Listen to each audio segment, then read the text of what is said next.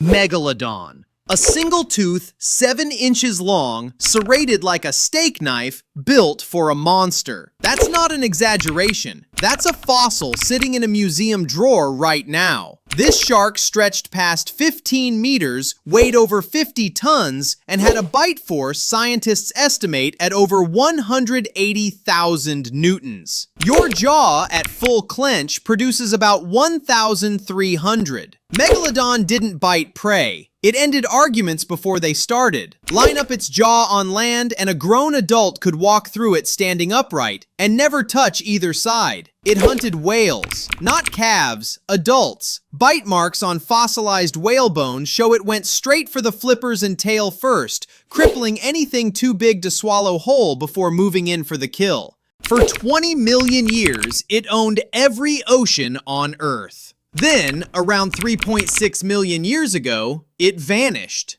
Cooling seas, shrinking prey, competition from something smaller and smarter. The biggest predator the ocean ever produced didn't lose to a bigger monster. It lost to change. Titanoboa. Now picture a snake so wide, a full-grown man couldn't wrap both arms around it. 13 meters long, over 1,000 kilograms, built in the sweltering swamps of Colombia 60 million years ago. It had no venom. It never needed any. At that size, a constriction isn't a squeeze, it's a collapse. Ribs cave in, blood stops moving, and the prey is gone before its brain understands what happened. Here's the part that should worry you. Titanoboa only got that big because the world was hotter. Cold-blooded animals grow to the size their climate allows. As global temperatures keep climbing today, scientists have started asking a very uncomfortable question. What's the ceiling now? Argentinosaurus, 90 tons, 35 meters long. A single vertebra the size of a small car. This is the largest land animal that has ever walked the planet, and it grazed on treetops in what is now Argentina 95 million years ago. Its heart alone would have needed to pump blood roughly 9 meters straight up just to reach its brain. Scientists still debate how its circulatory system didn't simply fail under its own scale. And yet this titan started life the size of a house cat, hatching from an egg barely bigger than a soccer ball. It grew to 90 tons without ever going through a growth spurt humans would recognize,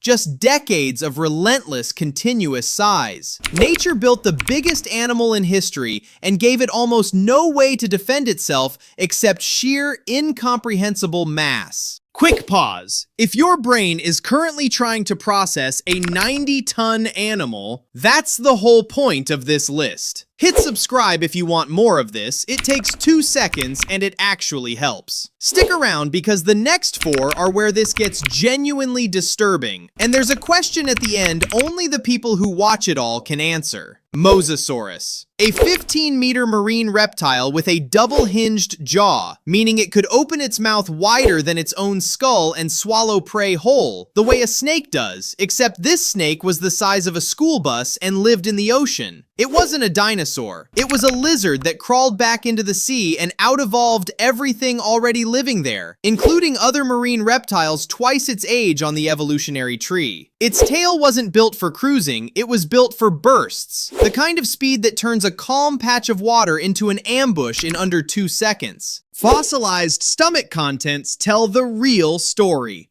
Fish, sharks, smaller mosasaurs, even ammonites crushed straight through their shells. It ate whatever fit and adjusted its bite depending on what didn't. Then, 66 million years ago, the same asteroid that ended the dinosaurs erased it too. The ocean's final boss disappeared in the same afternoon as the land's, Quetzalcoatlus. Now look up. A wingspan over 10 meters, roughly the size of a small airplane, and it flew. This is the largest flying animal in the history of Earth, and for decades, scientists assumed it lived like a giant pelican, skimming lakes for fish. New research says otherwise. Its neck was too long and stiff for elegant fishing. Its build suggests something closer to a giant, stalking predator that walked North American floodplains hunting small dinosaurs on foot, then launched itself into the air on demand. Think about that. An animal the weight of a grown man, capable of walking down prey like a hunter and then simply taking off. Modern engineers still aren't sure how something that size generated enough lift to leave the ground at all. Mammuthus columbi. The Columbian mammoth stood 4 meters at the shoulder and weighed close to 10 tons, making it larger than the woolly mammoth most people picture when they hear the word. It roamed North America as recently as 11,000 years ago, meaning humans didn't read about this animal in a textbook. They hunted it.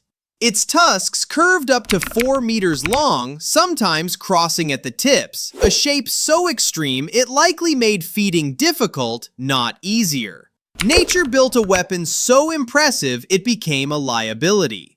Cave art and butchered bone sites across the American Southwest suggest early humans didn't just encounter this animal, they organized entire hunts around bringing one down. When it vanished, it didn't just disappear off a map. Entire ecosystems built around its grazing patterns collapsed with it. A reminder that losing one giant animal can quietly break everything smaller depending on it.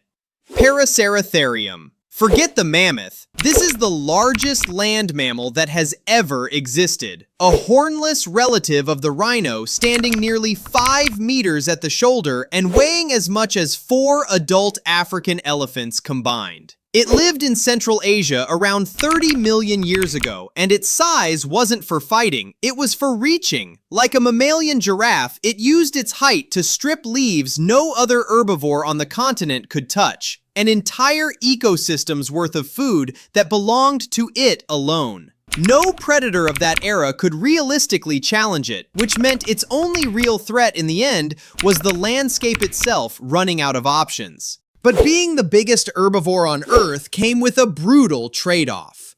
Gigantism this extreme needs constant, uninterrupted food. When the climate shifted and the forests thinned, there was no smaller version of this animal waiting to take over. It simply had nowhere left to shrink to. Deinosuchus. 10 to 12 meters of ambush predator, weighing up to 8 tons, with a bite force scientists estimate above 18,000 pounds, stronger than a Tyrannosaurus rex. It lived in the rivers and swamps of late Cretaceous North America, and it didn't avoid dinosaurs, it targeted them.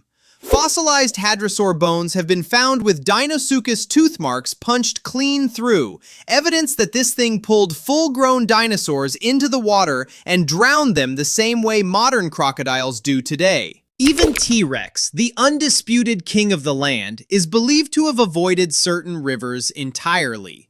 On solid ground, nothing challenged it. In the water, something even older and heavier was already in charge. If you made it this far, you already know the drill. Subscribe, drop a like, and tell me in the comments which one of these 8 you'd least want to run into. First few correct answers on the trivia question get featured in the next video. See you there.